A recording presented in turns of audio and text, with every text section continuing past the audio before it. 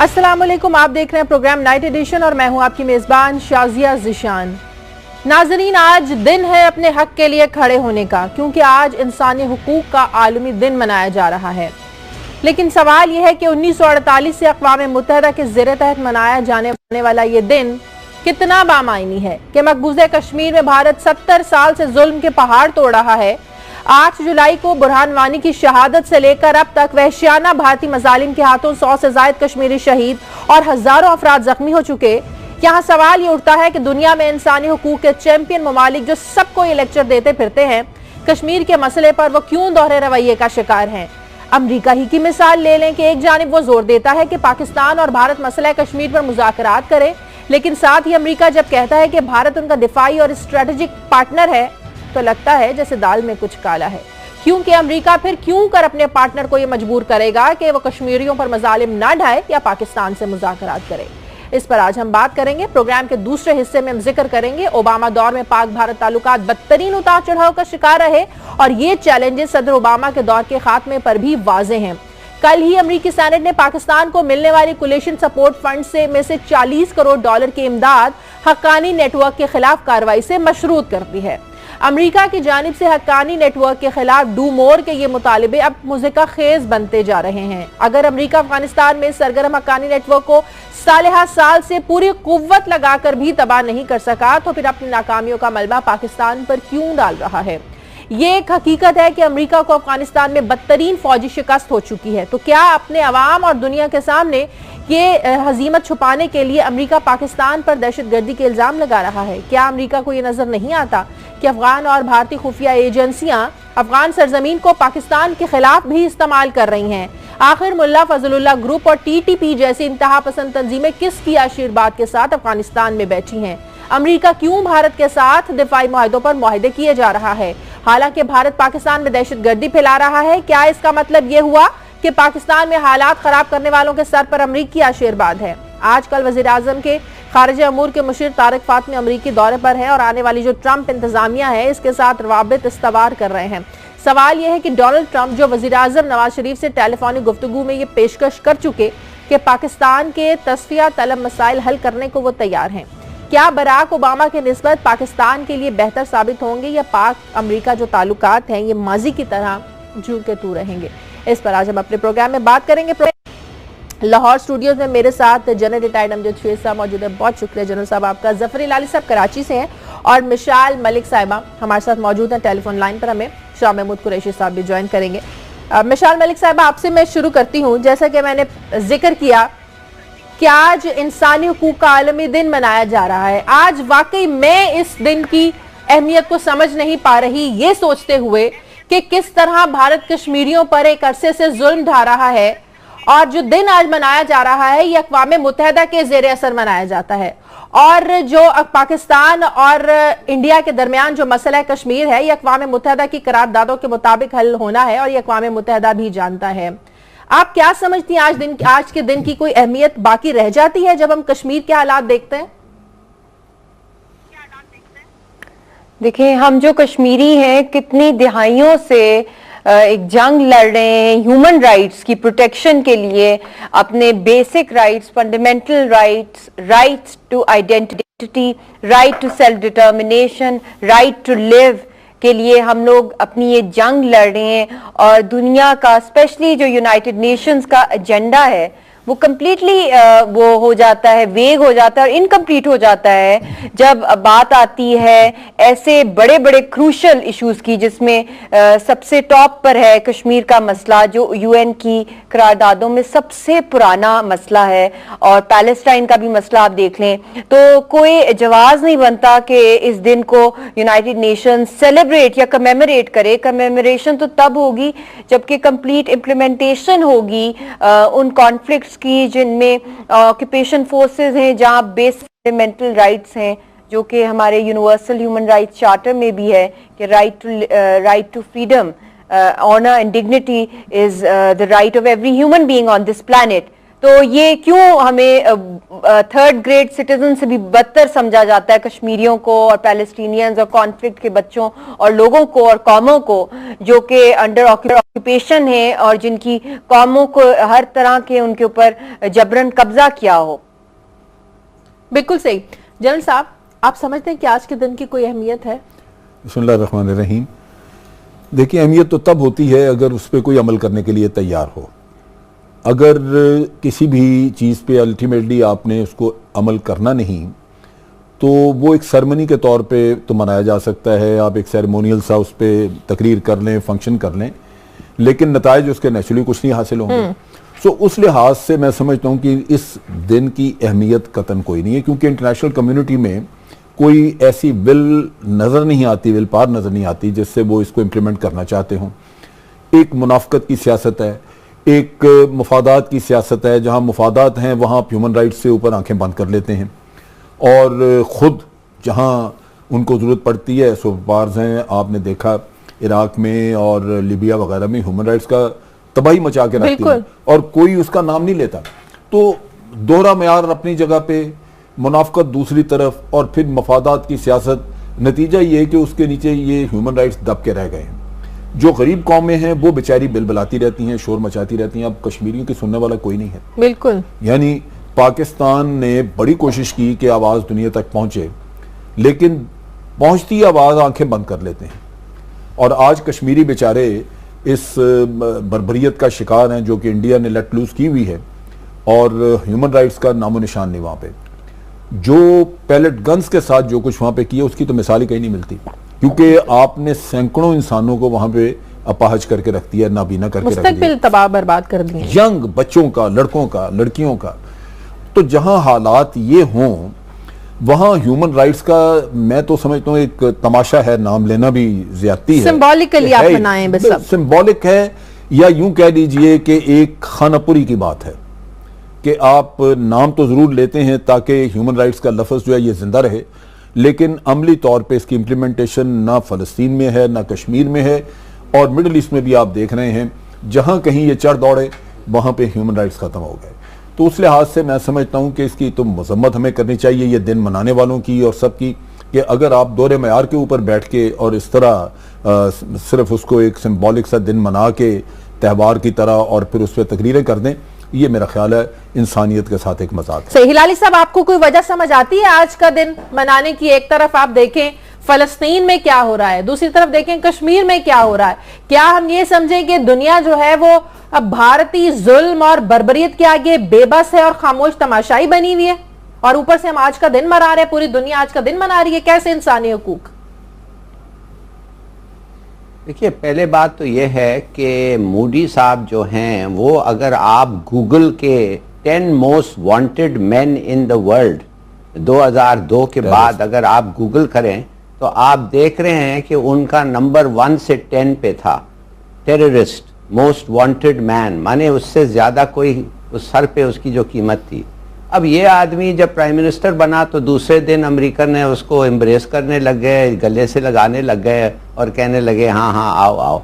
सबसे बड़ा मुनाफकत पावर जो है, माफ करिए, वो है अमेरिका। और अगर आप ओबामा को देखें और पोल्स को आप देखें तो जब ओबामा को पीस प्राइज मिला था 3 महीने आफ्टर ही बिकेम प्रेसिडेंट, तो पूरा दुनिया कह रहा था भाई इसको मिला क्यों है, ये किया क्या है, और उस वक्त से आज तक इसने एक चीज नहीं किया। और आप देखिए अमेरिकन जो लोग हैं अवाम है इतने बुरे नहीं हैं। कल या परसों वेस्ली क्लार्क उनका एक कमांडर था, नेटो कमांडर, वो फिर प्रेसिडेंशियल भी उसके कोई एम्बिशंस थे, बहरहाल उसके बेटे ने कल सू ट्राइब, रेड इंडियन सू ट्राइब एक है, उनके सामने जाके झुक के अपना सर झुका के कहता है मैं आपको कह रहा हूं on behalf of the United states, हमें माफ करें कि हमने आपके अवाम, आपके लोगों, आपका कल्चर, आपके ट्रेडिशंस, क्या क्या हमने क्या ज्यादती नहीं की आपसे, माफ करें। That is the red Indians of America. ये जो पावर है ना जी, ये सही। हिलाल साहब, मुझे ब्रेक लेने दें। ऐसा जालिमाना पावर मैंने नहीं देखा है। बिल्कुल। ब्रेक के बाद वापस आए तो बात करेंगे क्या अक़वाम मुत्तहिदा को कश्मीर डे और फलस्तीन डे नहीं मनाना चाहिए, ऐसे इंसानी हुकूक का दिन मनाने का आखिर फायदा क्या? तो क्या हम ये समझे कि अक़वाम मुत्तहिदा भारत के आगे बेबस है, पूरी दुनिया बेबस है? एक छोटे से वक्त के बाद वापस आके बात करें।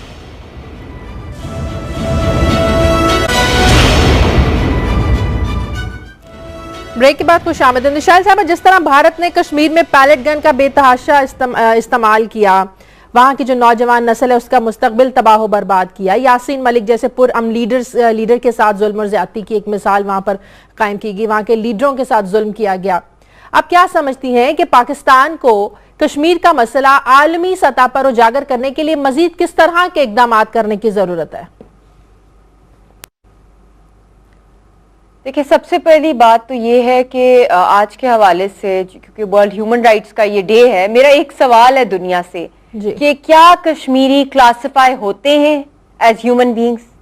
और दूसरी बात ये है कि हम लोगों ने तो अपना रेफरेंडम दे दिया है, हर गली कूचे में मकबूजा जम्मू कश्मीर के अंदर अपने खून से हम लोग लिख रहे हैं अपनी आज़ादी का जो सेंटिमेंट है कि हमें इंडियन ऑक्यूपेशन फोर्सेस को हम रिजेक्ट करते हैं। तो पाकिस्तान को मेरा यही सजेशन है कि बायलैटरल टॉक्स में अब मजीद टाइम ना वेस्ट किया जाए हिंदुस्तान के साथ, उनसे कुछ भी नहीं मिलना, उन्होंने सिर्फ टाइम गेनिंग टैक्टिक्स करनी है। और वो सीरियस, बिल्कुल क्यों वो सीरियस होंगे कश्मीर के मसले को हल करने में, क्योंकि वो तो जमीन पे कब्जा करना चाहते हैं, कौम पे वो कब्जा किया हुआ उन्होंने जबरन, और वहां पे तो एक कब्रिस्तान है मकबूजा जम्मू एंड कश्मीर, वहां पे जो जिंदा लोग भी हैं वो जिंदा लाशें हैं। और आज भी जितनी प्रोटेस्ट सारा दिन हुई उसके अंदर हम लोगों ने सिंबॉलिक प्रोटेस्ट के अंदर सबने वाइट दुपट्टे लिए थे और उसके ऊपर खून के निशान थे कि humanity is bleeding, humanity is bleeding. तो ये किस किस्म के ह्यूमन राइट्स की ऑर्गेनाइजेशंस है पूरी दुनिया भर में जिन्होंने एक बिजनेस बना लिया है कि सेमिनार्स किए जाएं, रिसर्च पेपर्स लिखे जाएं, जब इम्प्लीमेंटेशन की बात होती है, चाहे वो सोमालिया की बात हो, चाहे वो मिडिल ईस्ट की बात हो, चाहे कश्मीर की हो, चाहे कहां पे कम हुए हैं मसले ह्यूमन राइट्स के। और सबसे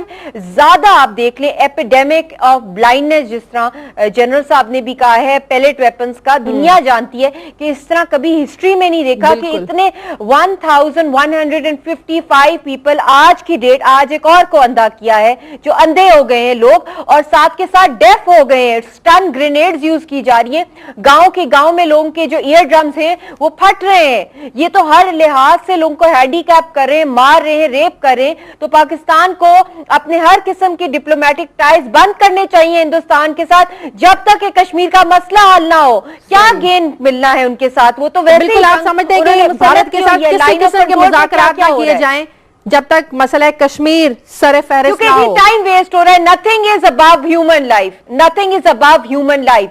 पहले ह्यूमैनिटेरियन मसला जो राइट टू सेल्फ डिटर्मिनेशन का एक कॉम का, उसके लिए फुल गेयर में इंटरनेशनल डिप्लोमेसी की जाए पाकिस्तान की तरफ से। सैजल साहब, आप समझते हैं कि फिर भारत के साथ ताल्लुकात को पाकिस्तान को मशरूत कर देना चाहिए मसला कश्मीर के हल से? देखें, बिल्कुल वो तो एक मैं समझता हूँ काम सी बात है कि ये इस तरह मशरूत करे। मेरा ख्याल यही हुकूमत है जिसका कुछ सोच ऐसी है कि बगैर कुछ लिए वो सब कुछ देने को तैयार हैं। लेकिन मैं समझता हूँ कि मसला कश्मीर के दो तीन पहलू हैं। एक तो उसका पार्टीशन का एजेंडा था जिसमें कि ये मुस्लिम मेजॉरिटी था, ये उसका एक बुनियादी असूल की वायलेशन वहाँ हुई। दूसरा, जब यूनाइटेड नेशन आ गई उसमें तो उसके कानूनी पहलू आ गए, उसकी करारदादें हैं। फिर आज के दौर में सबसे इंपॉर्टेंट चीज ह्यूमन राइट्स का मसला है। बिल्कुल। अच्छा, अब जितनी भी बाहर की गवर्नमेंट्स जो जिनकी कुछ से है, जो यूनाइटेड नेशन को जिन्होंने यगमाल किया हुआ है, वो हुकूमतें तो बिल्कुल मुनाफकत कर रही हैं ह्यूमन राइट्स के ऊपर, वो बिल्कुल आंखें बंद करके बैठी हुई हैं। लेकिन मैं समझता हूं उनके अवाम में इतनी बेहिस्सी नहीं है। लेकिन हमने कोशिश नहीं की कि उनके अवाम को हम सेंसिटाइज करते। अब अवाम में सेंसिटाइज करने का एक ही तरीका था कि कश्मीरी जो है वो एक्सपेट्रिएट्स ये सारी दुनिया में फैले हुए हैं, यूरोप में बहुत सारी जगहों पे हैं, ये अमेरिका में मौजूद हैं। हमने क्यों नहीं वहाँ पे इनकी पिक्टोरियल एग्जिबिशंस की, क्यों नहीं वीडियोस चलाई वहाँ पे, क्यों नहीं सेमिनार वहाँ पे बार बार करवाए कि पब्लिक जो है वो उसमें अवेयरनेस आए और वो अपनी गवर्नमेंट्स को ऊपर प्रेशराइज करें कि भाई आपने एक डगर पकड़ी हुई है, आप हमारे टैक्स के ऊपर हुकूमतें करते हैं लेकिन ह्यूमन राइट्स जो हमारी बेसिक वैल्यूज हैं उनको आप वायलेट कर रहे हैं। हमने पब्लिक के पब्लिक ओपिनियन को मोल्ड करने की तरफ तवज्जो नहीं दी। इसी तरह इसके कानूनी पहलू जो है उसके ऊपर दुनिया सारी से आप यूरोप में कहीं सेमिनार कराएं और वहां पे आप ज्यूरिस्ट जो हैं उनको इकट्ठा कर सकते हैं, उनको अपने पैसे पे इकट्ठा करें, उनसे सेमिनार्स करवाएं, उनसे तकरीरें करवाएं और उसके कानूनी पहलू जो है कि दुनिया खामोश तमाशाई बनी हुई है। देखिए हुकूमतों के मकासद है क्योंकि अपनी इकोनॉमी को देखते हैं, बेसिकली इंडिया एक मार्केट है, उससे फायदा उठाना चाहते हैं, लेकिन अमेरिका डेफिनेटली इस वक्त चाइना के खिलाफ उसको लाना चाहता है। हमें तो बल्कि उस सिचुएशन से निकलना चाहिए क्योंकि अमेरिका का खलूस हमारे साथ नहीं है। आप जब ओबामा वाले किस्से पे हम बात करेंगे तो इस पे मैं मजीद बात करूंगा, लेकिन अमेरिका जो है वो टोटली अपने मकासद के लिए यहां सियासत कर रहा है, जो कुछ भी कर रहा है उसमें अगर वो इंडिया को पैट्रोनाइज करता है तो हमें तो इंडिया की पैट्रोनाइजेशन सूट नहीं करती क्योंकि हमारे तो सारे सिक्योरिटी इंटरेस्ट उसमें जो है वो ओवरलुक हो जाते हैं। तो इस वजह से हमें इन चीजों की परवाह नहीं करनी चाहिए। हमें खुल के ह्यूमन राइट्स के इश्यूज के ऊपर तो पब्लिक सेंसिटाइज करनी चाहिए, अमेरिका में भी सब जगहों पे, और उसके लिए एक बड़ी थॉरो कैंपेन की जरूरत है। ये नहीं है कि यूनाइटेड नेशन में एक दिन जाए, जाके प्राइम मिनिस्टर तकरीर करके वापस आ जाए और उसके बाद ना प्राइम मिनिस्टर को याद हो, दिस इज नॉट इनफ। ये we have to have a very big campaign जो कंसिस्टेंट हो, जो चलती रहे, और वो चीज जो है वो अभी तक हमें नजर नहीं आई।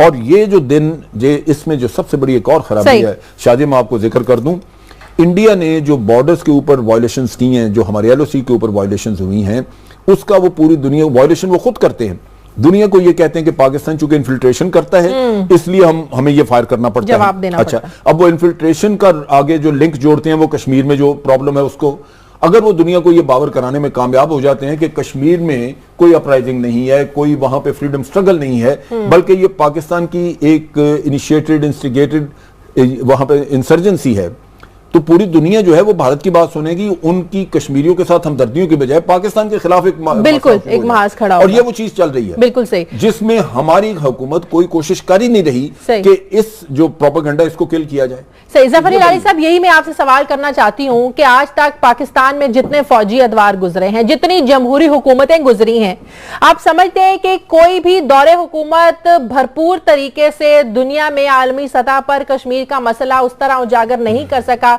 जो हक बनता था कश्मीरियों के लिए फाइट करने का इस दुनिया से? देखिए, पहली बात तो यह है, तो मेरे ख्याल में जो कश्मीरियों खुद अभी कर रहे हैं अपने आप के लिए, ये है असल लिटमस टेस्ट, और वो बहुत कर रहे हैं और उनको खराज तहसीन पेश करना चाहिए। लेकिन वो पाकिस्तान से हमसे भी कुछ एक्सपेक्ट करते हैं, वो पाकिस्तान से भी कुछ एक्सपेक्ट करते हैं। नहीं जी, हाँ करते होंगे ज़रूर, वो पाकिस्तान से करते हैं मगर साथ साथ आज़ादी भी मांगते हैं। देखिए, कहने की बात सिर्फ ये है कि you have to fight for your self, आप अपने कॉज के लिए लड़ना है और वो लड़ रहे हैं बड़े बहादुरी से, और हमारा फ़र्ज़ है कि ये प्रोजेक्ट करें। आप बिल्कुल सही कह रही हैं, और बड़े तरीके हैं प्रोजेक्ट करने के। मगर मैं आपको एक बात बताऊं, अगर आप वाकई चाहते हैं कि कश्मीर का मामला को वर्ल्ड अटेंशन हो, तो फिर आपको एस्केलेट करना पड़ेगा मामला। इसका मतलब यह है कि जब तक आप ये गोरों को और ये वेस्टर्न नेशंस को आप ये नहीं बताएंगे कि इधर एक जंग हो सकता है, और वो अगर जंग हो तो उनका खाना पीना हराम हो जाएगा, अगर वो जंग हो तो रेडिएशन ऐसा फैलेगा कि तुम लोग रह नहीं सकोगे, तुम हवा जो है तुम्हारा पलूट हो जाएगा, तुम्हारा खाना पलूट हो जाएगा, तुम्हारा ग्रेन जो है, तुम्हारा जो अनाज है वो भी खत्म हो जाएगा। देखिए, बात असल ये है कि you got to do something. मैं हर वक्त कहता हूं एस्केलेट टू डी एस्केलेट। अगर फिर भी वो ना समझे, अगर फिर भी वो कहे नहीं हम परवाह नहीं है, तो फिर होगा। मैं तो समझता हूं अभी होगा। अब ये जो हो रहा है, the other part of the programme, जो आप बात कर रहे हैं, जो अमेरिका के प्लान्स हैं, जो हिंदुस्तान जो कर रहा है, मेरा अपना ख्याल है ये तो वक्त की बात है। इस किस्म की एस्केलेशन जो हो रहा है इस वक्त, वो करेगा, और मेरे ख्याल में ये अच्छी बात है। सही। हमें जानना चाहिए कि भाई ये सब जो बातें हैं, अल्फाजबाजी जो होते हैं, क्या वाकई is going to stay at that? ठीक है। इसलिए कि अगर आप हमारा जान हराम कर रहे हैं तो हम आपका जान हराम करें। ठीक है, ठीक है। मुझे ब्रेक लेनी है। ब्रेक पर जाने से पहले एक छोटा सा मैसेज देना चाहूंगी मिशाल मलिक साहब, दुनिया के लिए आपको मैसेज आज के दिन देना चाहें, उनके लिए मैसेज छोड़ना चाहें, फिर मुझे ब्रेक पे जाना। मेरा बस यही मैसेज है कि अमन को चांस दिया जाए। हमारी जितनी भी अगली जनरेशंस हैं उनको हम क्या दे रहे हैं? हमारे जिस तरह पाकिस्तान के और दुनिया भर के बच्चे हैं, वैसे ही कश्मीर के खूबसूरत बच्चे हैं, और वो मेवे हैं जन्नत के फूल हैं, उनकी आवाज बने और ये अगली जो जनरेशन है इसकी जान बचाने के लिए पूरी दुनिया में आवाज उठाएं कि इनको आज़ादी नसीब हो। जी हाँ, और इसके बगैर इंसानी हुकूक का आलमी दिन और इस तरह के डेज मनाने का कोई फायदा नहीं। बहुत शुक्रिया मिशाल मलिक साहब आपका। मुझे ब्रेक लेनी है, ब्रेक के बाद बात करेंगे पाक अमेरिका ताल्लुकात की, एक ब्रेक के बाद।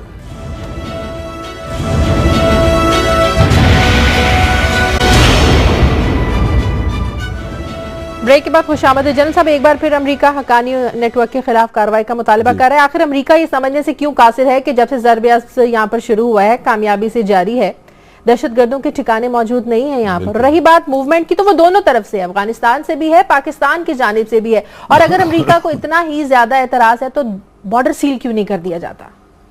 देखिए शाजिया, जो सूरत हाल है वो ये है कि हमने ज़रब जब लॉन्च की तो तमाम जिस तरह के भी कोई टेररिस्ट ग्रुप्स थे, टीटीपी था या कोई अफगानी थे या कोई भी थे, सब ने वहाँ पे अपने ज़ख़ीरे रखे हुए थे गोला बारूद के, कम्युनिकेशन नेटवर्क वहाँ बनाया हुआ था, टनल्स थी जिनसे कि वो मूवमेंट करते थे, बॉर्डर क्रॉस जाते थे इधर।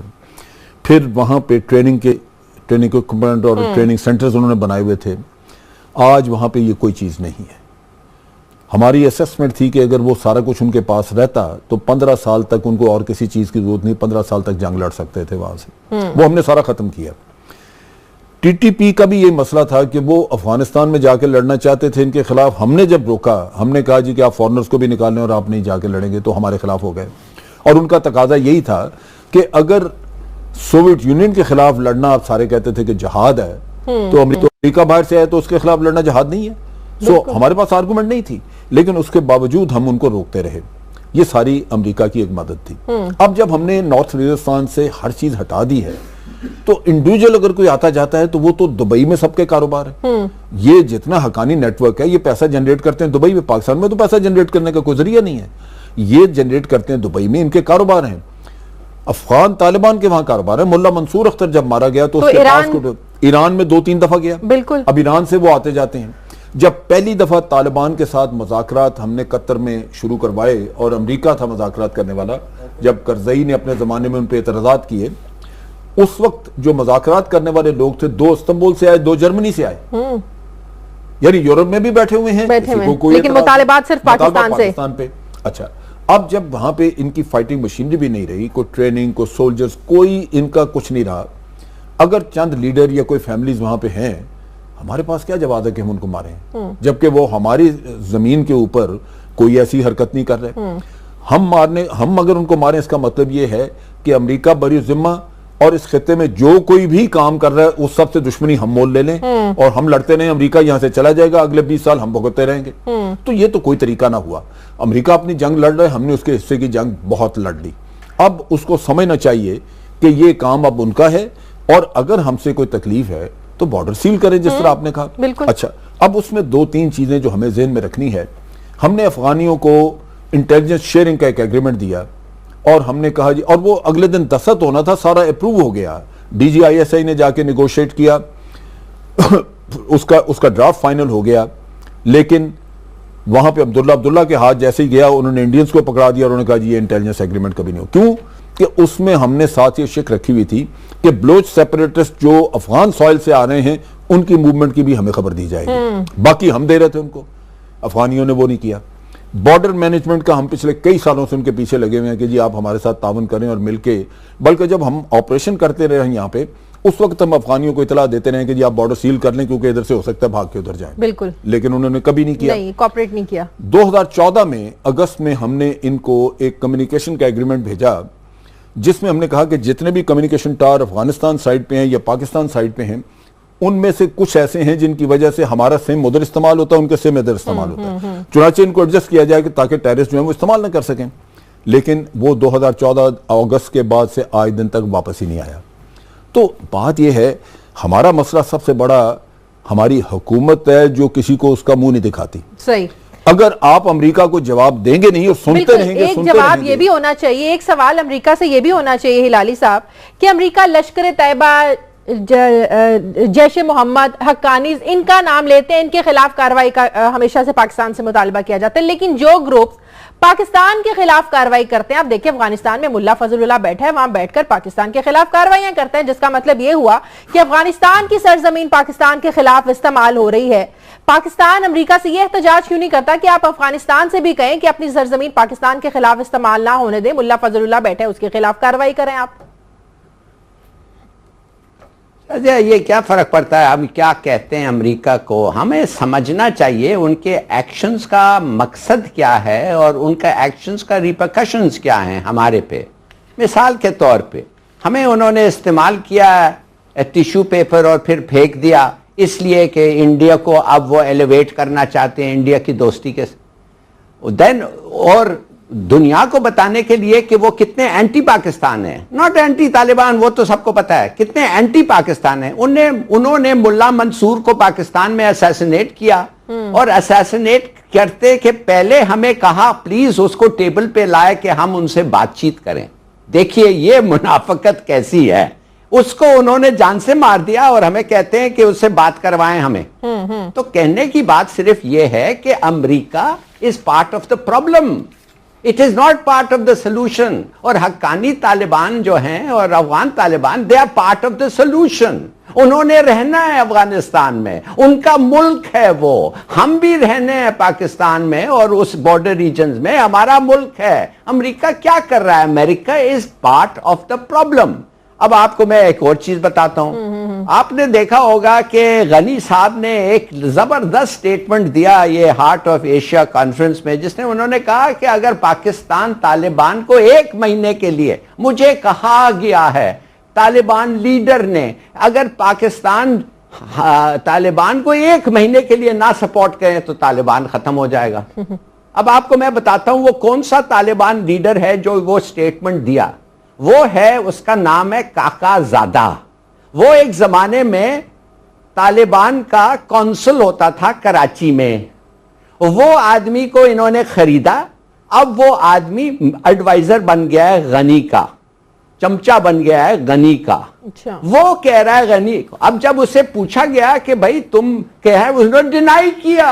उसने कहा नहीं मैंने तो ऐसी बात कहा ही नहीं है, और वाकई डिनाई करना चाहिए था, इसलिए कि अगर 1,50,000 फौज 10 साल और $1 ट्रिलियन में अफगान तालिबान को ना हटाएं तो ये रैग टैग अफगान आर्मी, बेकार फौज, इन्होंने जाके अफगान तालिबान को 1 महीने में शिकस्त दे देना है।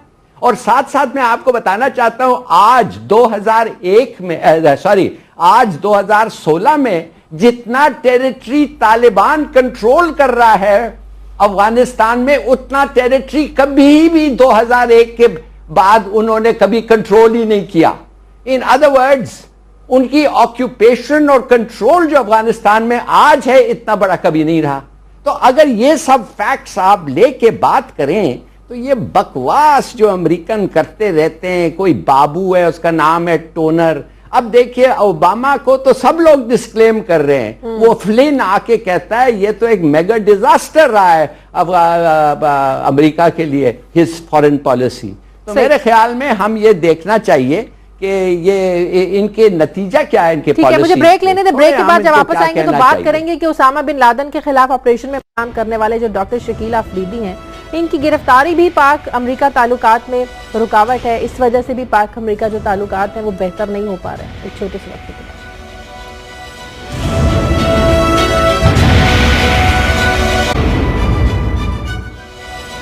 ब्रेक के बाद खुशामदीद। जन साहब 2001 से अमेरिका वहां पर मौजूद है अफगानिस्तान में, ठीक है, वो वहां पर दहशत गर्दों का उस तरह से खात्मा नहीं कर सका और हमेशा पाकिस्तान से दहशत गर्दों के खिलाफ कार्रवाई करने का मुतालिबा करता रहा। ये डू मोर का मुतालिबा क्या फ्रस्ट्रेशन है, नाकामी का मलबा है जो हमेशा पाकिस्तान पर डाला जाता है? देखिए पहली बात तो ये कि हमेशा जो आप बात कर रही हैं पुरानी, वो तो नाकामी का मलबा है, बिल्कुल इनसे संभाली नहीं गई ये चीज। और ये प्रॉब्लम इनके साथ ये है कि ये अपनी गलती नहीं मानते और ना ही अपनी स्ट्रेटजी को दुरुस्त करते हैं, बल्कि जो एक फेलियर है उसको रीइंफोर्स करते जाते हैं, फेलियर के ऊपर अड़े हुए हैं। मिसाल के तौर पे इंडिया को वहां पे अगर ये रख के ये सोचें कि खिता स्टेबलाइज हो जाएगा तो वो हो सकता है। इन्होंने इंडिया को प्रमोट किया, वहां लाए। अब इंडिया अगर नहीं इंटरेस्टेड के खिता स्टेबलाइज, वो पाकिस्तान में इंस्टेबिलिटी करवाना चाहता है, चुनाचे ये रीजन रहेगा इंस्टेबल। अब ये उनकी एक पॉलिसी की गलती थी कि बेसिकली इंडिया को इस्तेमाल कर रहे हैं चाइना के लिए, लेकिन वहां पे चाइनीज को भी यही तकलीफ है कि अफगानिस्तान में चाइना के भी सिंकियांग रीजन के लोग आके तो वहां ट्रेनिंग करते रहे अफगानिस्तान में। सो इंडिया तो चाइना के खिलाफ भी उनको इस्तेमाल करता रहा, सेंट्रल एशिया के मसले रहे वहां। अब चीज ये है कि पाकिस्तान अफोर्ड ही नहीं करता कि ये खिता इंस्टेबल रहे, क्योंकि हमारा तो हमने तो रहना यही है। इसी तरह अफगानिस्तान की जरूरत है, लेकिन अमेरिका जो है वो अपनी उस पॉलिसी पे कायम है कि ये यहाँ पे जो भी हो, इंडिया यहाँ पे मौजूद रहे, राज करे। उस चीज की वजह से भी उसको प्रॉब्लम है। दूसरा ये है कि जितनी दफा हमने इनको कहा कि जी आप बॉर्डर्स वगैरह के हमारे साथ मैनेजमेंट का एग्रीमेंट्स कराएं, इन्होंने अफगानियों को जरा फोर्स नहीं किया कि वो हमारे साथ ये एग्रीमेंट्स करें। ये अपने तौर पे इंडिया के इन्फ्लुएंस के अंदर रहते हुए ये काम करते हैं। अब जितना फेलियर है वो इन्होंने अपने पब्लिक कंजम्पशन के लिए सबको यही बताना है कि जी हकानी। अब हकानी अकेले तो नहीं आपके खिलाफ लड़ रहे, वहां तो पूरा अफगान तालिबान है जो उधर बैठे हुए हैं, वो लड़ रहे हैं आपके खिलाफ। अब उसके साथ साथ अभी खबरें आ रही हैं कि रशिया जो है वो भी इंटरेस्ट ले रहा है, और अफगान तालिबान के जो रिलेशनशिप है वो रशिया के साथ भी काफी है, और मॉस्को में मीटिंग्स हो रही हैं, कहीं और मीटिंग्स हो रही हैं।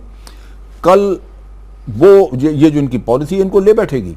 कल वहां से जब थ्रेट इनको आनी शुरू हुई तो पाकिस्तान के साथ तो ये रोते रहे, असल मसला इनको वहां पड़ेगा जब ये किसी सुपर पावर ने बैठ के वहां पे सपोर्ट करना शुरू किया। तो ये इनको अदराक नहीं है, और ये अदराक कर लेना चाहिए। 10 साल और भी अफगानिस्तान में बैठेंगे, काबुल इंतजामिया को इंडिपेंडेंट नहीं करेंगे, क्योंकि ये खुद भी यहां से जाना नहीं चाहते।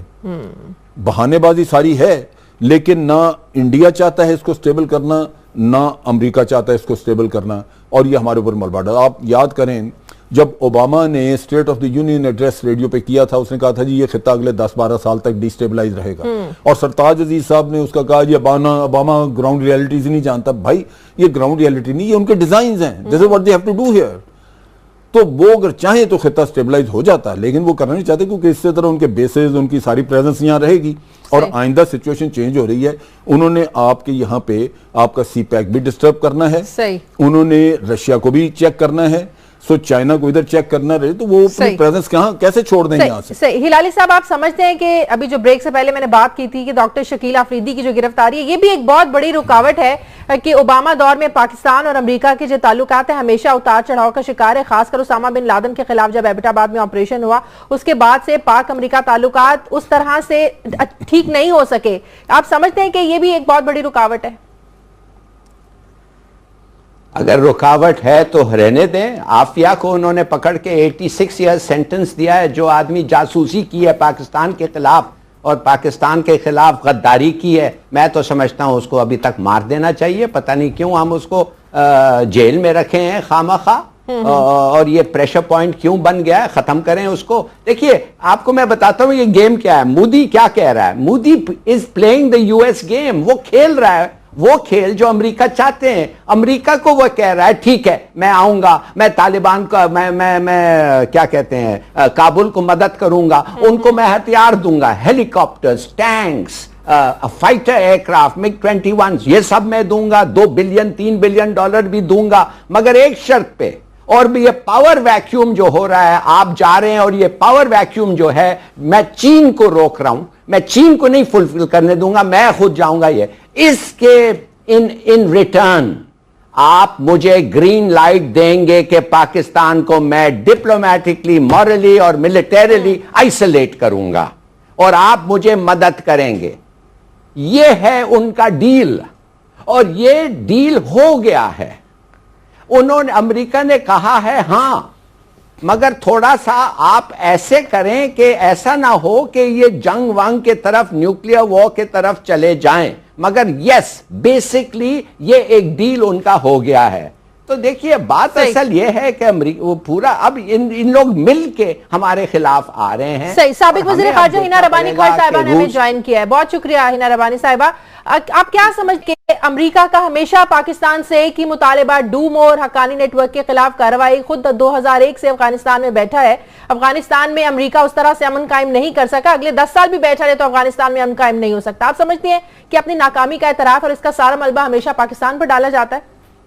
देखिए एक चीज तो ऑब्वियस है कि पिछले 2 दहाइयों में, एक भी नहीं बल्कि 2 दहाइयों में जो एक जनरल इंटरनेशनल नैरेटिव रहा है वो यही रहा है कि अफगानिस्तान में जो भी जिसके भी फेलियर्स हैं, बेशक वो यूनाइटेड स्टेट्स ऑफ अमेरिका और बाकी उनकी जो कोलिशन फोर्सेस थी, बेशक वो लैक ऑफ इकोनॉमिक डेवलपमेंट हो, बेशक वो अफगानिस्तान के अपने अंदरूनी पॉलिटिकल और इकोनॉमिक मसाइल हो, बैड गवर्नेंस हो, इस सब का मलबा पूरी की पूरी तरह पाकिस्तान के ऊपर गिराया गया। और ये एक in some ways international coalition of acceptance थी कि जी Pakistan is the primary enemy over there, और ये ओवर द इयर्स बनती गई।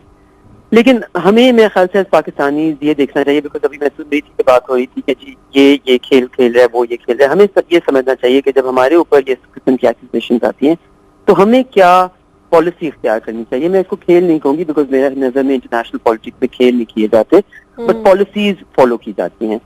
जो अमेरिका का इंडिया के ऊपर टिल्ट है उसमें यकीनन कंटेनमेंट ऑफ चाइना पॉलिसी का एक बहुत बड़ा वजूद है, लेकिन उससे ज्यादा आप देखें कि अमेरिका वाले क्या कहते हैं। वो कहते हैं कि हम जब इंडिया में देखते हैं हमें कॉमन वैल्यूज नजर आती हैं, हमें डेमोक्रेटिक वैल्यूज नजर आती हैं, हमें इकोनॉमिकली एक स्ट्रेंथन्ड कंट्री नजर आती है।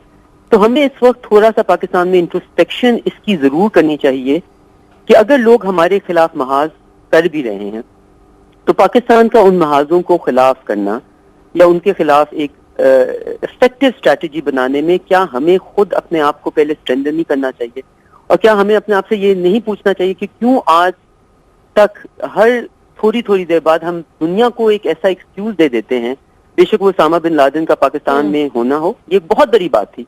पूरी दुनिया में 9/11 के बाद जो इंटरनेशनल एफर्ट हुई अफगानिस्तान में उसामा बिन लादेन के नाम पर हुई, और फिर उसामा बिन लादेन हमारे पछवाड़े में मिल गए। फिर मुल्ला उमर का हमें पता है कि उनकी डेथ 2 साल से हुई थी, ये भी पता चल गया। फिर जो नए तालिबान के लीडर है वो बलूचिस्तान से मिल गए या वहां पे ड्रोन स्ट्राइक में मारे गए। तो हमें ये चीज है, और मैं ये मानती हूँ और जानती हूँ कि पाकिस्तान इस जर्नी से का आगाज तो हमने जरूर कर दिया है कि हम अपने सॉइल में अपनी ज्योग्राफिकल बाउंड्रीज में as a sovereign state. Hina साहब, आप ख्वाजा अमूर को बेहतर तौर पर जानती हैं। बराक ओबामा का दौर सबके सामने गुजरा, पाक अमेरिका जो ताल्लुकात थे किस तरह उतार चढ़ाव का शिकार रहे। आप समझती हैं कि डोनाल्ड ट्रंप के जो पाकिस्तान मुखालिफ ख्यालात, जज्बात सिर्फ ये इंतखाबी मंशूर तक ही महदूद रहेंगे या पॉलिसीज में उनकी झलक नजर आएगी हमें? नहीं, देखिए मेरे नजर में फ्रैंकली स्पीकिंग इसको तो ये एग्जैजरेट करने वाली बात हुई, बिकॉज डोनाल्ड ट्रंप ने कोई अपने सारे इंतखाबाती मुहिम में या कोई ऐसी इतनी पाकिस्तान स्पेसिफिक या पाकिस्तान फोकस कोई नहीं की उन्होंने, जो कि बल्कि पहले अदवार में हमने देखा है। लेकिन डोनाल्ड ट्रंप के कहते हैं कि उनकी सिर्फ एक ही प्रेडिक्टेबल चीज है, वो है उनकी अनप्रेडिक्टेबिलिटी, कि वो किस तरफ। और अगर हम वो जो एक बहुत ही खतरनाक सी statement, press statement prime minister office ने रिलीज किया, अगर हम उसके बारे में देखें तो उन्होंने तो फिर उसमें नेक ख्वाहिशें ही की हैं या फैंटास्टिक और टेरिफिक ही कहा है पाकिस्तान को। तो मेरे नजर में आई थिंक ये एक्सपेक्ट करना कि डोनाल्ड ट्रंप के आने के बाद अमेरिकन पॉलिसी प्रेसिडेंट्स के साथ बहुत ज्यादा तेजी से चेंज नहीं होती। हमने एक तसलसल देखा है अनफॉर्चुनेटली, जो पाकिस्तान के लिए गलत है वो ये है कि ये तसलसल पाकिस्तान के खिलाफ रहा है बजाय इसके कि पाकिस्तान के फॉल हो, और इतनी जल्दी ये बदलता नहीं है। बहुत शुक्रिया, बहुत शुक्रिया। मैं जरा दो एक बातें करना चाह रहा था, हिना मौजूद है इस वजह से। बिल्कुल देखिए पाकिस्तान और इंडिया का जब आप मुकाबला करती है ना, तो ये कुछ 10 साल से उनको अपनी वैल्यूज इंडिया में नजर आनी शुरू हुई। पिछले 60 सालों में तो उनको वो वैल्यूज नजर नहीं आती थी, क्योंकि उस वक्त जो कुछ होता था पाकिस्तान से उन्होंने करवाया। वो इस तरह की कौम है जिसको समझने की जरूरत है कि सारी दुनिया में प्रचार करेंगे जमहूरियत का, यहां डिक्टेटरशिप के साथ दोस्ती होती है उनकी। सो ये कहना गलत है। आज अगर आप शकील अफरीदी उनको पकड़ा दें, उनके हवाले कर दें, कल उसके बाद डू मोर और कुछ किसी चीज पे आ जाएगा। सो हमें एक कौम की नेचर समझनी चाहिए। ये ऐसा इतना आसान नहीं है कि वैल्यूज पे सिर्फ बात हो। हिलाली साहब, जिस तरह हिना रबानी साहब कह रही थी, वेरी शॉर्टली मुझे बताएगा कि पॉलिसीज इतनी जल्दी बदलेंगी नहीं, नए सदर तो आगे भले ही, लेकिन पॉलिसीज का तसलसल ऐसे ही जारी रहेगा। देखिए उनका पॉलिसी शायद बदले या ना बदले, मगर हमारी पॉलिसी बदलना चाहिए। और जब तक ये मिनिस्टर्स हों हिनास बीबी के तरह, आप सब कुछ नहीं बदलेगा, बस वो थोड़ा न्यूआंस में इधर उधर होगा और कुछ नहीं होगा। अभी we have to re-examine and completely reorient our policies. बहुत शुक्रिया जफर हिलाली साहब, आपका जनरल साहब, आपका। नाज़रीन, प्रोग्राम का वक्त खत्म हो गया। नाइट एडिशन से शाजिया ज़िशान को इजाजत दीजिए। अल्लाह हाफ़िज़। ह्यूमन राइट्स का मैं तो समझता हूँ एक तमाशा है, नाम लेना भी ज्यादती है। सिंबॉलिकली आप बनाएं, बस सिंबॉलिक है या यूं कह लीजिए कि एक खानापुरी की बात है कि आप नाम तो जरूर लेते हैं ताकि ह्यूमन राइट्स का लफ्ज़ जो है ये जिंदा रहे, लेकिन अमली तौर पे इसकी इम्प्लीमेंटेशन ना फ़लस्तीन में है ना कश्मीर में है, और मिडल ईस्ट में भी आप देख रहे हैं जहां कहीं ये चढ़ दौड़े वहां पे ह्यूमन राइट्स खत्म हो गए। तो उस लिहाज से मैं समझता हूं कि इसकी तो मजम्मत हमें करनी चाहिए, ये दिन मनाने वालों की और सब की, कि अगर आप दोहरे मयार के ऊपर बैठ के और इस तरह सिर्फ उसको एक सिंबॉलिक सा दिन मना के त्यौहार की तरह और फिर उस पर तकरीरें कर दें, ये मेरा ख्याल है इंसानियत के साथ एक मजाक है। सही। हिलाली साहब, आपको कोई वजह समझ आती है आज का दिन मनाने की? एक तरफ आप देखें फलस्तीन में क्या हो रहा है, दूसरी तरफ देखें कश्मीर में क्या हो रहा है। क्या हम ये समझें कि दुनिया जो है वो अब भारतीय जुल्म और बर्बरियत के आगे बेबस है और खामोश तमाशाई बनी हुई है, और ऊपर से हम आज का दिन मना रहे हैं, पूरी दुनिया आज का दिन मना रही है? कैसे इंसानी हुकूक? देखिए, पहले बात तो यह है कि मोदी साहब जो हैं वो, अगर आप गूगल के 10 most wanted man in the world 2002 के बाद अगर आप गूगल करें तो आप देख रहे हैं कि उनका नंबर 1 से 10 पे था टेररिस्ट मोस्ट वांटेड मैन, माने उससे ज्यादा कोई उस सर पे उसकी जो कीमत थी।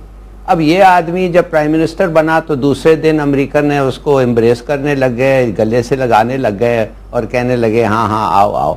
सबसे बड़ा मुनाफकत पावर जो है, माफ करिए, वो है अमेरिका। और अगर आप ओबामा को देखें और पोल्स को आप देखें तो जब ओबामा को पीस प्राइज मिला था 3 महीने आफ्टर ही बिकेम प्रेसिडेंट, तो पूरा दुनिया कह रहा था भाई इसको मिला क्यों है, ये किया क्या है, और उस वक्त से आज तक इसने एक चीज नहीं किया। और आप देखिए अमेरिकन जो लोग हैं अवाम है इतने बुरे नहीं हैं। कल या परसों वेस्ली क्लार्क उनका एक कमांडर था, नेटो कमांडर, वो फिर प्रेसिडेंशियल भी उसके कोई एम्बिशंस थे, बहरहाल उसके बेटे ने कल सू ट्राइब, रेड इंडियन सू ट्राइब एक है, उनके सामने जाके झुक के अपना सर झुका के कहता है मैं आपको कह रहा हूं on behalf of the United states, हमें माफ करें कि हमने आपके अवाम, आपके लोगों, आपका कल्चर, आपके ट्रेडिशंस, क्या क्या हमने क्या ज्यादती नहीं की आपसे, माफ करें। That is the red Indians of America. ये जो पावर है ना जी, ये सही। हिलाल साहब, मुझे ब्रेक लेने दें। ऐसा जालिमाना पावर मैंने नहीं देखा है। बिल्कुल। ब्रेक के बाद वापस आए तो बात करेंगे क्या अक़वाम मुत्तहिदा को कश्मीर डे और फलस्तीन डे नहीं मनाना चाहिए, ऐसे इंसानी हुकूक का दिन मनाने का आखिर फायदा क्या? तो क्या हम ये समझे कि अक़वाम मुत्तहिदा भारत के आगे बेबस है, पूरी दुनिया बेबस है? एक छोटे से वक्फे के बाद वापस आके बात करें।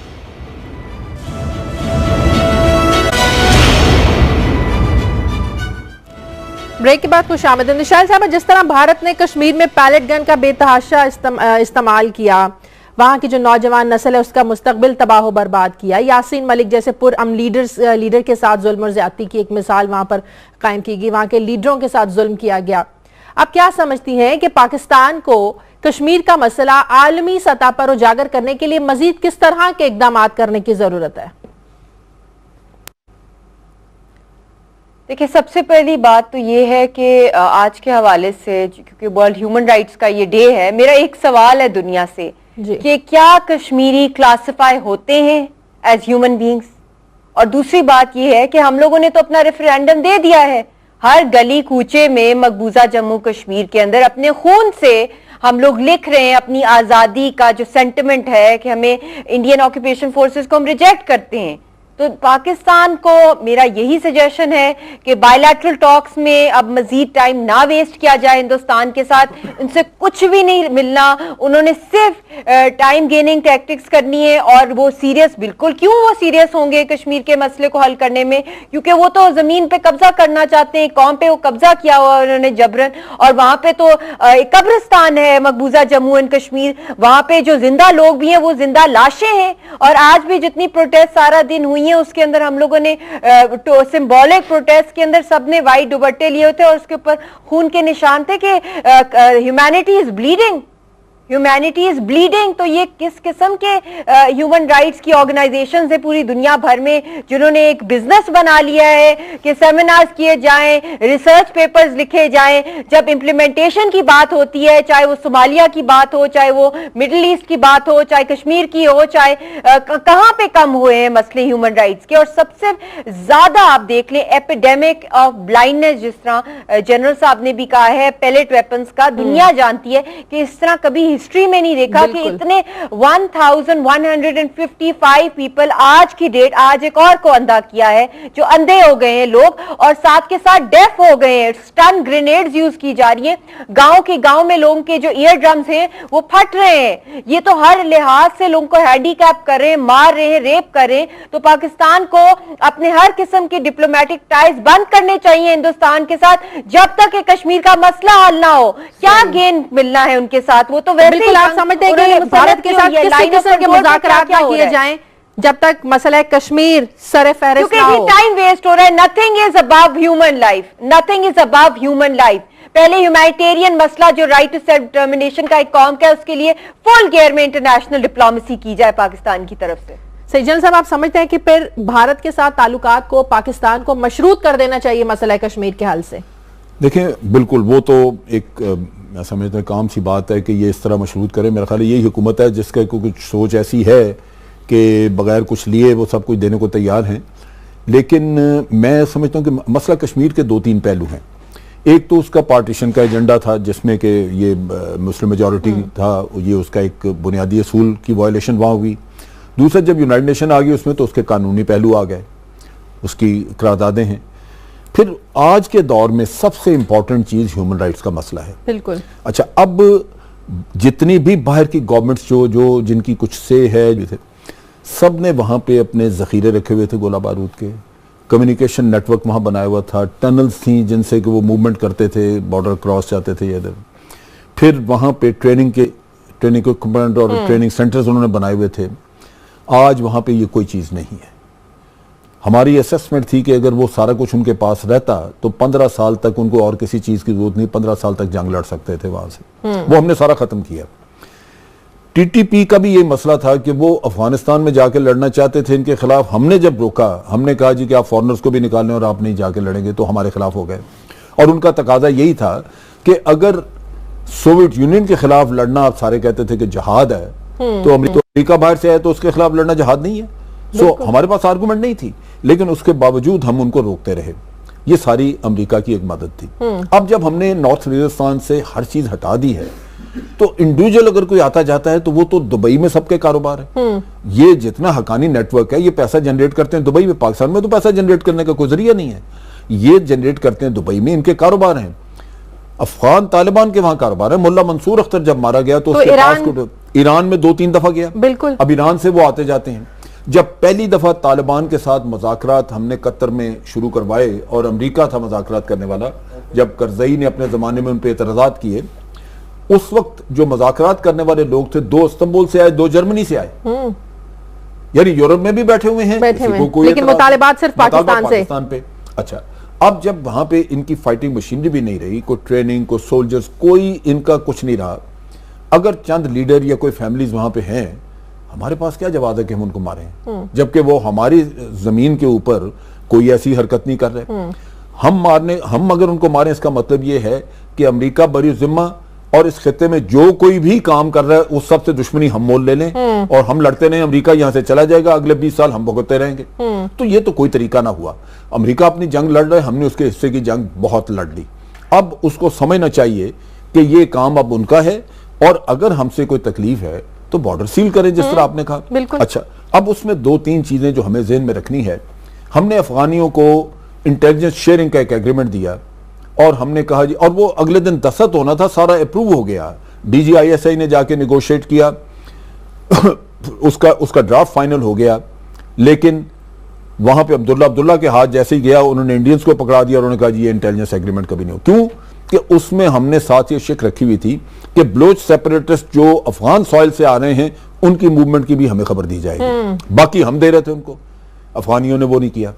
बॉर्डर मैनेजमेंट का हम पिछले कई सालों से उनके पीछे लगे हुए हैं कि जी आप हमारे साथ तावन करें और मिलके, बल्कि जब हम ऑपरेशन करते रहे यहाँ पे, उस वक्त हम अफगानियों को इतला देते रहे कि जी आप बॉर्डर सील कर लें क्योंकि इधर से हो सकता है भाग के उधर जाएं। बिल्कुल, लेकिन उन्होंने कभी नहीं किया, नहीं कॉपरेट नहीं किया। 2014 में अगस्त में हमने इनको एक कम्युनिकेशन का एग्रीमेंट भेजा जिसमें हमने कहा कि जितने भी कम्युनिकेशन टावर अफगानिस्तान साइड पे हैं या पाकिस्तान साइड पे हैं, उनमें से कुछ ऐसे हैं जिनकी वजह से हमारा सिम उधर इस्तेमाल होता है, उनके सिम इधर इस्तेमाल होता है, चुनाचे इनको एडजस्ट किया जाए ताकि टेररिस्ट जो है वो इस्तेमाल न कर सकें।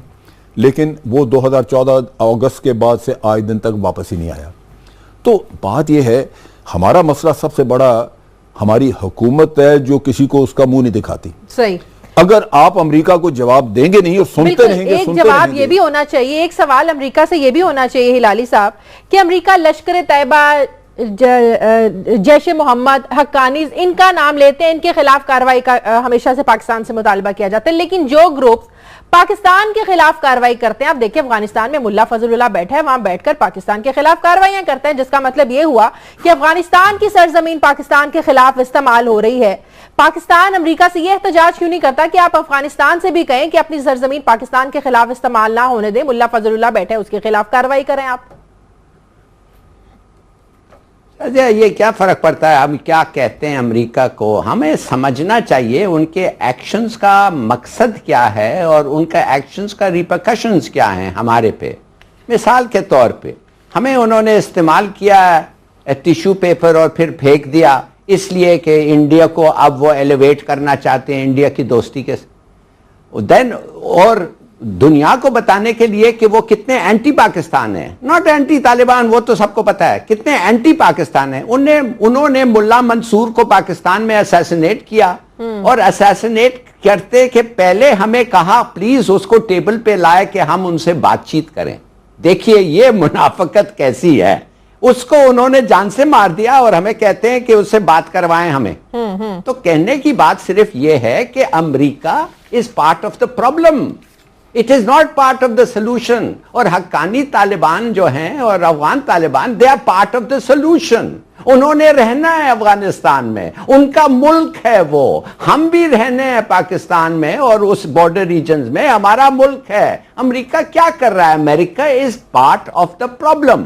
अब आपको मैं एक और चीज बताता हूं, आपने देखा होगा कि गनी साहब ने एक जबरदस्त स्टेटमेंट दिया ये हार्ट ऑफ एशिया कॉन्फ्रेंस में, जिसने उन्होंने कहा कि अगर पाकिस्तान तालिबान को 1 महीने के लिए, मुझे कहा गया है तालिबान लीडर ने, अगर पाकिस्तान तालिबान को 1 महीने के लिए ना सपोर्ट करें तो तालिबान खत्म हो जाएगा। अब आपको मैं बताता हूं वो कौन सा तालिबान लीडर है जो वो स्टेटमेंट दिया। वो है, उसका नाम है काकाजादा। वो एक जमाने में तालिबान का कौंसल होता था कराची में। वो आदमी को इन्होंने खरीदा, अब वो आदमी एडवाइजर बन गया है गनी का, चमचा बन गया है गनी का। अच्छा। वो कह रहा है गनी, अब जब उससे पूछा गया कि भाई तुम क्या है, उसने डिनाई किया। उसने कहा नहीं मैंने तो ऐसी बात कहा ही नहीं है। और वाकई डिनाई करना चाहिए था, इसलिए कि अगर 1,50,000 फौज 10 साल और $1 ट्रिलियन में अफगान तालिबान को ना हटाएं तो ये रैग टैग अफगान आर्मी, बेकार फौज, इन्होंने जाके अफगान तालिबान को 1 महीने में शिकस्त दे देना है। और साथ साथ मैं आपको बताना चाहता हूं आज 2016 में जितना टेरिटरी तालिबान कंट्रोल कर रहा है अफगानिस्तान में, उतना टेरिटरी कभी भी 2001 जो यूनाइटेड नेशन को जिन्होंने यगमाल किया हुआ है, वो हुकूमतें तो बिल्कुल मुनाफकत कर रही हैं, ह्यूमन राइट्स के ऊपर वो बिल्कुल आंखें बंद करके बैठी हुई हैं, लेकिन मैं समझता हूं उनके अवाम में इतनी बेहिस्सी नहीं है। लेकिन हमने कोशिश नहीं की कि उनके अवाम को हम सेंसिटाइज करते। अब अवाम में सेंसिटाइज करने का एक ही तरीका था कि कश्मीरी जो है वो एक्सपेट्रिएट्स, ये सारी दुनिया में फैले हुए हैं, यूरोप में बहुत सारी जगहों पे हैं, ये अमेरिका में मौजूद हैं। हमने क्यों नहीं वहां पे इनकी पिक्टोरियल एग्जीबिशंस की, क्यों नहीं वीडियोस चलाई वहां पे, क्यों नहीं सेमिनार वहां पे बार बार करवाए कि पब्लिक जो है वो उसमें अवेयरनेस आए और वो अपनी गवर्नमेंट्स को ऊपर प्रेशराइज करें कि भाई आपने एक डगर पकड़ी हुई है, आप हमारे टैक्स के ऊपर हुकूमतें करते हैं लेकिन ह्यूमन राइट्स जो हमारी बेसिक वैल्यूज हैं उनको आप वायलेट कर रहे हैं। हमने पब्लिक ओपिनियन को मोल्ड करने की तरफ तवज्जो नहीं दी, इसी तरह इसके कानूनी पहलू जो है उसके ऊपर दुनिया सारी से आप यूरोप में कहीं सेमिनार कराएं और वहां पे आप ज्यूरिस्ट जो हैं उनको इकट्ठा कर सकते हैं, उनको अपने पैसे पे इकट्ठा करें, उनसे सेमिनार्स करवाएं, उनसे तकरीरें करवाएं और उसके कानूनी पहलू जो मकासद हैं कि दुनिया खामोश तमाशाई बनी हुई है। देखिए हुकूमतों के मकासद है क्योंकि वो अपनी इकोनॉमी को देखते हैं। बेसिकली इंडिया एक मार्केट है, उससे फायदा उठाना चाहते हैं, लेकिन अमेरिका डेफिनेटली इस वक्त चाइना के खिलाफ उसको लाना चाहता है। हमें तो बल्कि उस सिचुएशन से निकलना चाहिए क्योंकि अमेरिका का खलूस हमारे साथ नहीं है। आप जब ओबामा वाले किस्से पे हम बात करेंगे तो इस पे मैं मजीद बात करूंगा, लेकिन अमेरिका जो है वो टोटली अपने मकासद के लिए यहां सियासत कर रहा है। जो कुछ भी कर रहा है उसमें अगर वो इंडिया को पैट्रोनाइज करता है तो हमें तो इंडिया की पैट्रोनाइजेशन सूट नहीं करती क्योंकि हमारे तो सारे सिक्योरिटी इंटरेस्ट उसमें जो है वो ओवरलुक हो जाते हैं। तो इस वजह से हमें इन चीजों की परवाह नहीं करनी चाहिए। हमें खुल के ह्यूमन राइट्स के इश्यूज के ऊपर तो पब्लिक सेंसिटाइज करनी चाहिए, अमेरिका में भी सब जगहों पे, और उसके लिए एक बड़ी थॉरो कैंपेन की जरूरत है। ये नहीं है कि यूनाइटेड नेशन में एक दिन जाए जाके प्राइम मिनिस्टर तकरीर करके वापस आ जाए और उसके बाद ना प्राइम मिनिस्टर को याद हो, दिस इज नॉट इनफ। ये we have to have a very big campaign जो कंसिस्टेंट हो, जो चलती रहे, और वो चीज जो है वो अभी तक हमें नजर नहीं आई। और ये जो दिन इसमें जो सबसे बड़ी एक और खराबी है, शादी मैं आपको जिक्र कर दूं, इंडिया ने जो बॉर्डर्स के ऊपर वायलेशंस की हैं, जो हमारे LOC के ऊपर वायलेशंस हुई हैं, उसका वो पूरी दुनिया वायलेशन वो खुद करते हैं। दुनिया को ये कहते हैं कि पाकिस्तान चूंकि इन्फिल्ट्रेशन करता है इसलिए हमें ये फायर करना पड़ता है, जवाब देना पड़ता है। अब वो इन्फिल्ट्रेशन का आगे जो लिंक जोड़ते हैं वो कश्मीर में जो प्रॉब्लम है उसको, अगर वो दुनिया को ये बावर कराने में कामयाब हो जाते हैं कि कश्मीर में कोई अपराइजिंग नहीं है, कोई वहां पे फ्रीडम स्ट्रगल नहीं है, बल्कि ये पाकिस्तान की एक इनिशिएटेड इंस्टिगेटेड वहां पे इंसर्जेंसी है, तो पूरी दुनिया जो है वो भारत की बात सुनेगी। उनकी कश्मीरियों के साथ हमदर्दियों के बजाय पाकिस्तान के खिलाफ एक बिल्कुल एक महाज खड़ा और ये वो चीज चल रही है, बिल्कुल सही, जिसमें हमारी हुकूमत कोई कोशिश कर ही नहीं रही कि इस जो प्रोपेगेंडा इसको किल किया जाए। सही। ज़फर इलाही साहब, यही मैं आपसे सवाल करना चाहती हूं कि आज तक पाकिस्तान में जितने फौजी अदवार गुजरे हैं, जितनी जमहूरी हुकूमतें गुजरी हैं, आप समझते हैं कि कोई भी दौरे हुकूमत भरपूर तरीके से दुनिया में आलमी सतह पर कश्मीर का मसला उस तरह उजागर नहीं कर सका जो हक बनता था कश्मीरियों के लिए फाइट करने का इस दुनिया से? देखिए, पहली बात तो यह है, तो मेरे ख्याल में जो कश्मीरियों खुद अभी कर रहे हैं अपने आप के लिए, ये है असल लिटमस टेस्ट, और वो बहुत कर रहे हैं और उनको खराज तहसीन पेश करना चाहिए। लेकिन वो पाकिस्तान से हमसे भी कुछ एक्सपेक्ट करते हैं, वो पाकिस्तान से भी कुछ एक्सपेक्ट करते हैं। नहीं जी, हाँ करते होंगे ज़रूर, वो पाकिस्तान से करते हैं मगर साथ साथ आज़ादी भी मांगते हैं। देखिए, कहने की बात सिर्फ ये है कि you have to fight for your self, आप अपने कॉज के लिए लड़ना है और वो लड़ रहे हैं बड़े बहादुरी से, और हमारा फ़र्ज़ है कि ये प्रोजेक्ट करें। आप बिल्कुल सही कह रही हैं, और बड़े तरीके हैं प्रोजेक्ट करने के। मगर मैं आपको एक बात बताऊं, अगर आप वाकई चाहते हैं कि कश्मीर का मामला को वर्ल्ड अटेंशन हो, तो फिर आपको एस्केलेट करना पड़ेगा मामला। इसका मतलब यह है कि जब तक आप ये गोरों को और ये वेस्टर्न नेशंस को आप ये नहीं बताएंगे कि इधर एक जंग हो सकता है, और वो अगर जंग हो तो उनका खाना पीना हराम हो जाएगा। अगर वो जंग हो तो रेडिएशन ऐसा फैलेगा कि तुम लोग रह नहीं सकोगे, तुम हवा जो है तुम्हारा पलूट हो जाएगा, तुम्हारा खाना पलूट हो जाएगा, तुम्हारा ग्रेन जो है, तुम्हारा जो अनाज है वो भी खत्म हो जाएगा। देखिए, बात असल ये है कि you got to do something. मैं हर वक्त कहता हूं एस्केलेट टू डी एस्केलेट। अगर फिर भी वो ना समझे, अगर फिर भी वो कहे नहीं हम परवाह नहीं है, तो फिर होगा। मैं तो समझता हूं अभी होगा। अब ये जो हो रहा है, the other part of the programme, जो आप बात कर रहे हैं, जो अमेरिका के प्लान्स हैं, जो हिंदुस्तान जो कर रहा है, मेरा अपना ख्याल है ये तो वक्त की बात है। इस किस्म की एस्केलेशन जो हो रहा है इस वक्त, वो करेगा, और मेरे ख्याल में ये अच्छी बात है। सही। हमें जानना चाहिए कि भाई ये सब जो बातें हैं, अल्फाजबाजी जो होते हैं, क्या वाकई is going to stay at that? ठीक है। इसलिए कि अगर आप हमारा जान हराम कर रहे हैं तो हम आपका जान हराम करेंगे। ठीक है, ठीक है। मुझे ब्रेक लेनी है। ब्रेक पर जाने से पहले एक छोटा सा मैसेज देना चाहूंगी मिसाल मलिक साहब, दुनिया के लिए आपको मैसेज आज के दिन देना चाहें, उनके लिए मैसेज छोड़ना चाहें, फिर मुझे ब्रेक पे जाना। मेरा बस यही मैसेज है कि अमन को चांस दिया जाए। हमारी जितनी भी अगली जनरेशन्स हैं उनको हम क्या दे रहे हैं।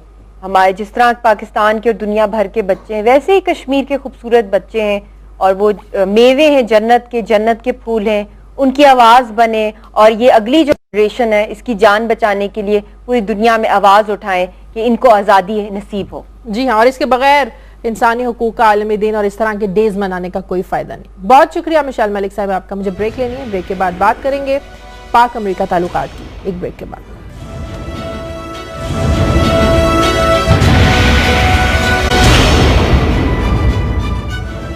ब्रेक के बाद खुशामद। जनरल साहब, एक बार फिर अमेरिका हक्कानी नेटवर्क के खिलाफ कार्रवाई का मुतालबा कर रहा है। आखिर अमेरिका ये समझने से क्यों कासिर है कि जब से ज़रब यहाँ पर शुरू हुआ है कामयाबी से जारी है, दहशतगर्दों के ठिकाने मौजूद नहीं है यहाँ पर। रही बात मूवमेंट की, तो वो दोनों तरफ से, अफगानिस्तान से भी है, पाकिस्तान की जानिब से भी है। और अगर अमेरिका को इतना ही ज्यादा एतराज है तो बॉर्डर सील क्यों नहीं कर दिया जाता?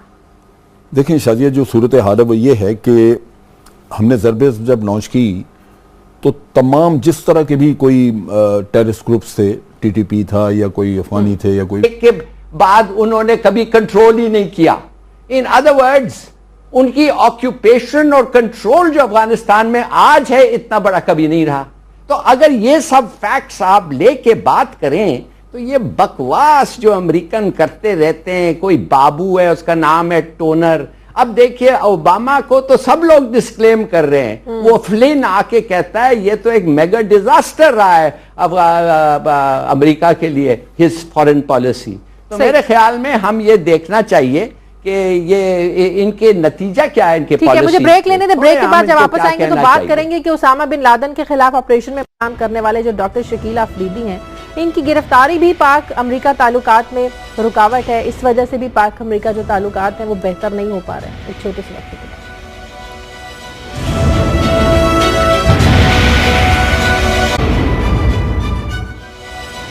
ब्रेक के बाद खुशामदीद। जनरल साहब, 2001 से अमेरिका वहां पर मौजूद है अफगानिस्तान में, ठीक है। वो वहां पर दहशतगर्दों का उस तरह से खात्मा नहीं कर सका और हमेशा पाकिस्तान से दहशतगर्दों के खिलाफ कार्रवाई करने का मुतालिबा करता रहा। ये डू मोर का मुतालिबा क्या फ्रस्ट्रेशन है, नाकामी का मलबा है जो हमेशा पाकिस्तान पर डाला जाता है? देखिए, पहली बात तो ये कि हमेशा जो आप बात कर रही हैं पुरानी, वो तो नाकामी का मलबा है, बिल्कुल इनसे संभाली नहीं गई ये चीज। और ये प्रॉब्लम इनके साथ ये है कि ये अपनी गलती नहीं मानते और ना ही अपनी स्ट्रेटजी को दुरुस्त करते हैं, बल्कि जो एक फेलियर है उसको रीइंफोर्स करते जाते हैं, फेलियर के ऊपर अड़े हुए हैं। मिसाल के तौर पे इंडिया को वहां पे अगर ये रख के ये सोचें कि खिता स्टेबलाइज हो जाएगा तो वो हो सकता है। इन्होंने इंडिया को प्रमोट किया, वहां लाए। अब इंडिया अगर नहीं इंटरेस्टेड कि खिता स्टेबलाइज, वो पाकिस्तान में इंस्टेबिलिटी करवाना चाहता है, चुनाचे ये रीजन रहेगा इंस्टेबल। अब ये उनकी एक पॉलिसी की गलती थी कि बेसिकली इंडिया को इस्तेमाल करें चाइना के लिए, लेकिन वहां पे चाइनीज को भी यही तकलीफ है कि अफगानिस्तान में चाइना के भी सिंकियांग रीजन के लोग आके तो वहां ट्रेनिंग करते रहे अफगानिस्तान में। सो इंडिया तो चाइना के खिलाफ भी उनको इस्तेमाल करता रहा, सेंट्रल एशिया के मसले रहे वहां। अब चीज ये है कि पाकिस्तान अफोर्ड ही नहीं करता कि ये खिता इंस्टेबल रहे, क्योंकि हमने तो रहना यही है। इसी तरह अफगानिस्तान की जरूरत है, लेकिन अमेरिका जो है वो अपनी उस पॉलिसी पे कायम है कि ये यहाँ पे जो भी हो, इंडिया यहाँ पे मौजूद रहे, राज करे। उस चीज की वजह से भी उसको प्रॉब्लम है। दूसरा ये है कि जितनी दफा हमने इनको कहा कि जी आप बॉर्डर्स वगैरह के हमारे साथ मैनेजमेंट का एग्रीमेंट्स कराएं, इन्होंने अफगानियों को जरा फोर्स नहीं किया कि वो हमारे साथ ये एग्रीमेंट्स करें।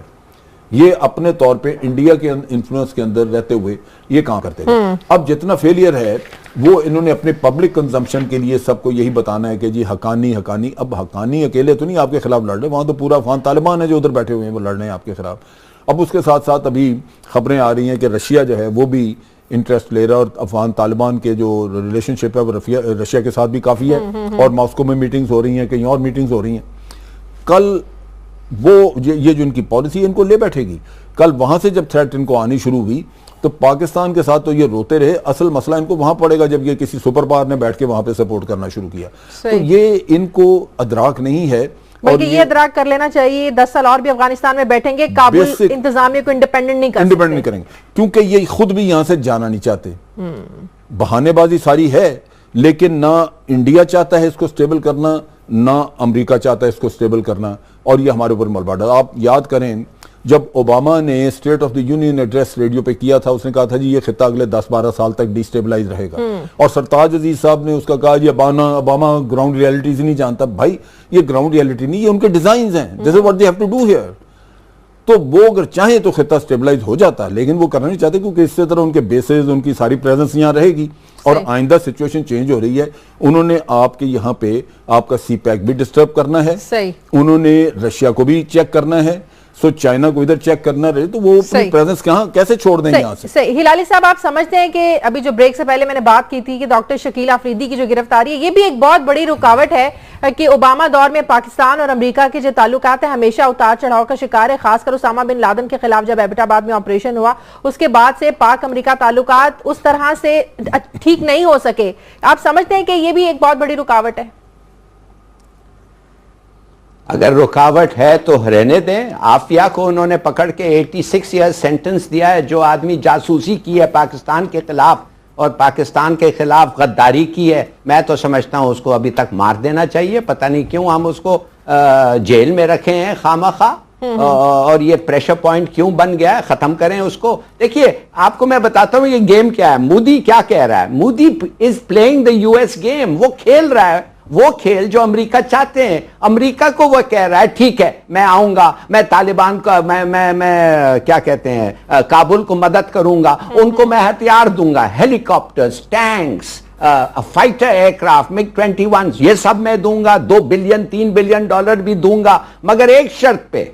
और भी ये पावर वैक्यूम जो हो रहा है, आप जा रहे हैं और ये पावर वैक्यूम जो है मैं चीन को रोक रहा हूं, मैं चीन को नहीं फुलफिल करने दूंगा, मैं खुद जाऊंगा। ये इसके इन रिटर्न आप मुझे ग्रीन लाइट देंगे कि पाकिस्तान को मैं डिप्लोमेटिकली, मॉरली और मिलिटरीली आइसोलेट करूंगा और आप मुझे मदद करेंगे। ये है उनका डील और ये डील हो गया है। उन्होंने, अमेरिका ने कहा है हां, मगर थोड़ा सा आप ऐसे करें कि ऐसा ना हो कि ये जंग वंग के तरफ, न्यूक्लियर वॉर के तरफ चले जाएं। मगर यस, बेसिकली ये एक डील उनका हो गया है। तो देखिए, बात असल ये है कि अमेरिका वो पूरा अब इन लोग मिल के हमारे खिलाफ आ रहे हैं। सही। साबिक वज़ीर ख़ारजा हिना रबानी खान साहिबा ने हमें ज्वाइन किया है। बहुत शुक्रिया हिना रबानी साहिबा। आप क्या समझते हैं, अमेरिका का हमेशा पाकिस्तान से एक ही मुतालिबा, डू मोर, हक्कानी नेटवर्क के खिलाफ कार्रवाई। खुद 2001 से अफगानिस्तान में बैठा है। अफगानिस्तान में अमेरिका उस तरह से अमन कायम नहीं कर सका, अगले 10 साल भी बैठा रहे तो अफगानिस्तान में अमन कायम नहीं हो सकता। आप समझते हैं कि अपनी नाकामी का एतराफ और इसका सारा मलबा हमेशा पाकिस्तान पर डाला जाता है? देखिए, एक चीज तो ऑब्वियस है कि पिछले 2 दहाइयों में, एक भी नहीं बल्कि 2 दहाइयों में जो एक जनरल इंटरनेशनल नैरेटिव रहा है वो यही रहा है कि अफगानिस्तान में जो भी जिसके भी फेलियर्स हैं, बेशक वो यूनाइटेड स्टेट्स ऑफ अमेरिका और बाकी उनकी जो कोलिशन।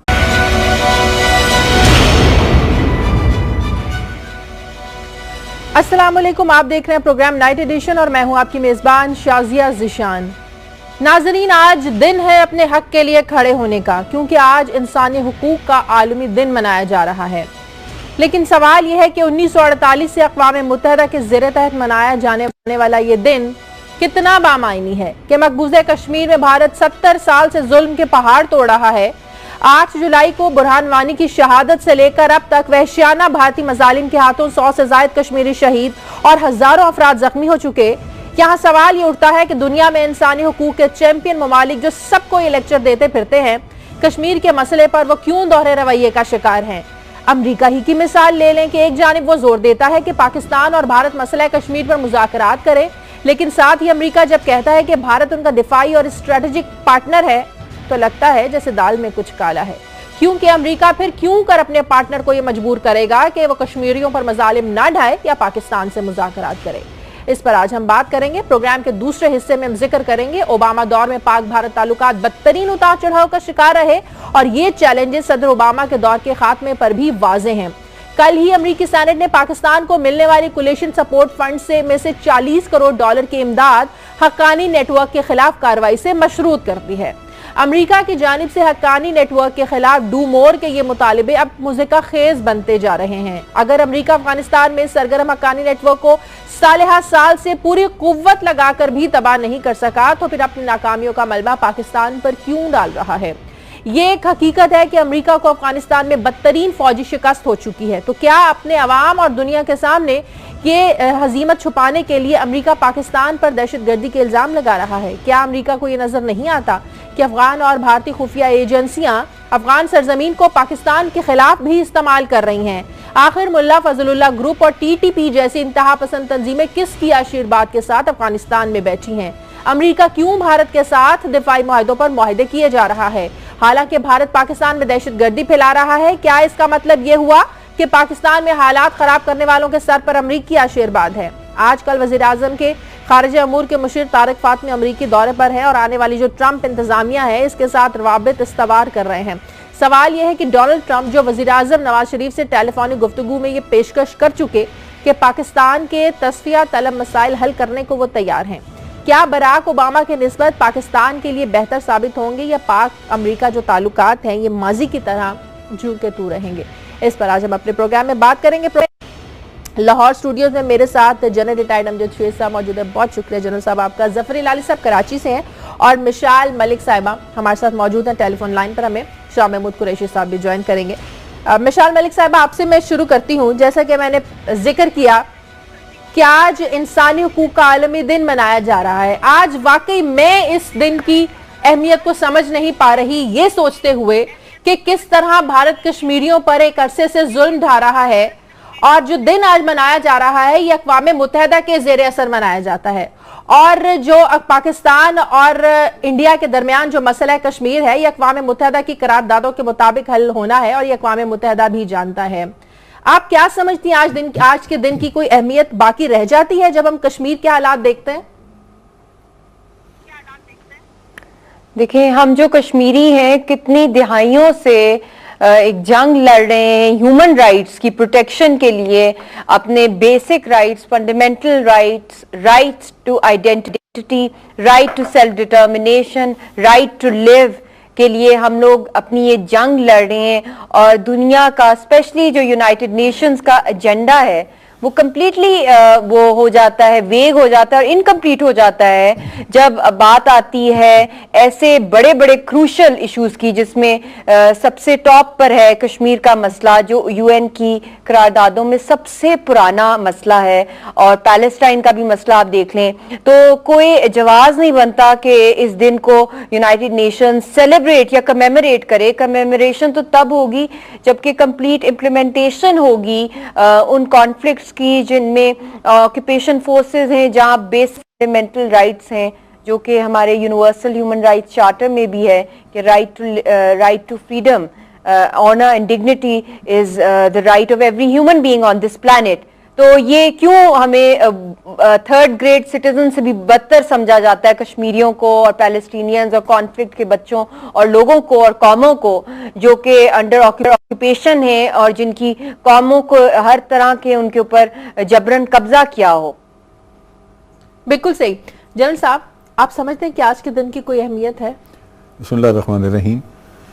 देखिए, अहमियत तो तब होती है अगर उस पर कोई अमल करने के लिए तैयार हो।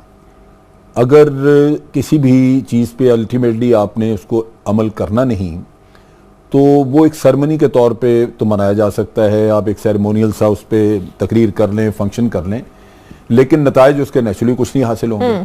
सो उस लिहाज से मैं समझता हूँ कि इस दिन की अहमियत कतन कोई नहीं है, क्योंकि इंटरनेशनल कम्युनिटी में कोई ऐसी विल नज़र नहीं आती, विल पार नज़र नहीं आती जिससे वो इसको इम्प्लीमेंट करना चाहते हों। एक मुनाफकत की सियासत है, एक मुफादात की सियासत है, जहां मुफादात हैं वहां आप ह्यूमन राइट्स से ऊपर आंखें बंद कर लेते हैं और ख़ुद जहां उनको ज़रूरत पड़ती है सुपर पावर्स हैं। आपने देखा इराक में और लीबिया वगैरह में ह्यूमन राइट्स का तबाही मचा के रखती है और कोई उसका नाम नहीं लेता। तो दोहरा मेयार अपनी जगह पे, मुनाफकत दूसरी तरफ और फिर मफादात की सियासत, नतीजा ये है कि उसके नीचे ये ह्यूमन राइट्स दब के रह गए हैं। जो गरीब कौमें हैं वो बेचारी बिलबिलाती रहती हैं, शोर मचाती रहती हैं। अब कश्मीरियों की सुनने वाला कोई नहीं है। बिल्कुल। यानी पाकिस्तान ने बड़ी कोशिश की कि आवाज़ दुनिया तक पहुंचे, लेकिन पहुंचती आवाज़ आंखें बंद कर लेते हैं। और आज कश्मीरी बेचारे इस बर्बरियत का शिकार हैं जो कि इंडिया ने लेट लूज की हुई है और ह्यूमन राइट्स का नामो निशान नहीं वहाँ पे।